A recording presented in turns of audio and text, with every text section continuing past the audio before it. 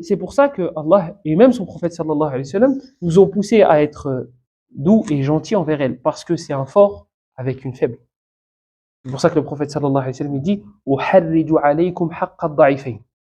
Je vous mets mal à l'aise. Uharrij. Al-haraj, c'est le fait d'être mal à l'aise. Il dit je vous mets mal à l'aise quant au bien des deux faibles. Al-yatim ou al-mar'a.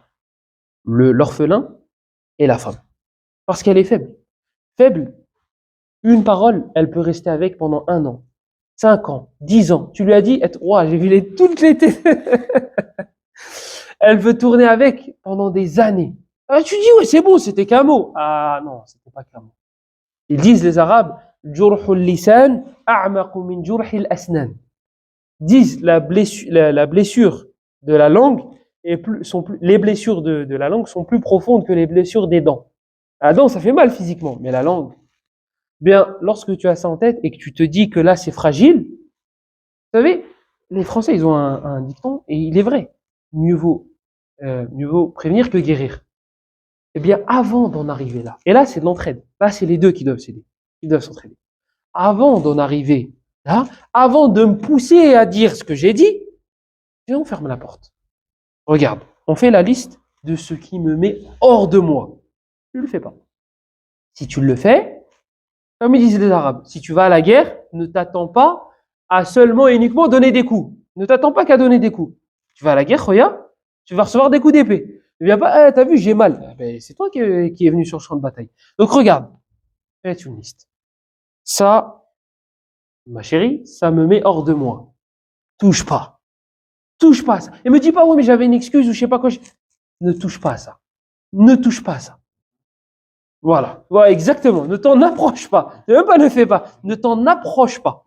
Ne t'en approche pas. Et c'est vrai. Ce qu'il dit, c'est vrai. Parce que, par expérience, il y a des choses qu'on met dans la liste et ces choses-là, on va les faire pour rigoler. Donc, on va le dire, mais au second degré. Non. Parce que c'est la porte vers ça, là, vers la liste. Donc, fais une liste. Écoute, ça là, tu touches pas. Toi, tu as une liste? Fais ta liste. Vas-y, c'est quoi que tu veux que je ne touche absolument pas? C'est même pas faut des cahiers. C'est qu'à dire, ouais, mais t'as vu ça, c'était sous-entendu. Et t'as vu ça, ça rentrait dans ce point-là. Ben, fallait l'écrire. Non, mais c'était évident, je vais pas tout écrire. Donc en fait, l'histoire de la liste, ça marche pour les hommes. Mais pour les femmes, c'est un peu plus compliqué que ça. Si seulement ça pouvait être une solution, le problème il serait réglé. Et là, tu lui dis, fais ta liste, fais ma liste. Hein, on vit heureux, on vit longtemps et heureux, et ils eurent beaucoup d'enfants, etc. Tu vas faire ta liste. Ça va être clair, explicite, etc. Tu vas voir.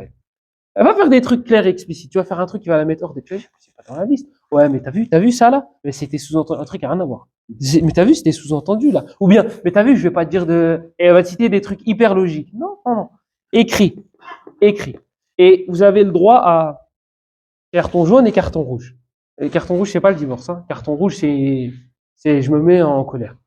Grosse colère. Vous avez le droit à carton jaune et carton rouge. Cette liste-là, vous n'avez pas le droit à carton jaune, carton rouge. C'est carton rouge direct. C'est sanctions directes. D'accord? Maintenant, une chose, elle n'est pas dans la liste, vous ne l'avez pas citée. Bah, c'est carton jaune. Ça met hors de moi. Tu savais au fond de toi que mais je l'ai pas cité dans ma liste, mais allez, c'est de ma faute. Je le mets dans ma liste. Tiens, révise avant de dormir.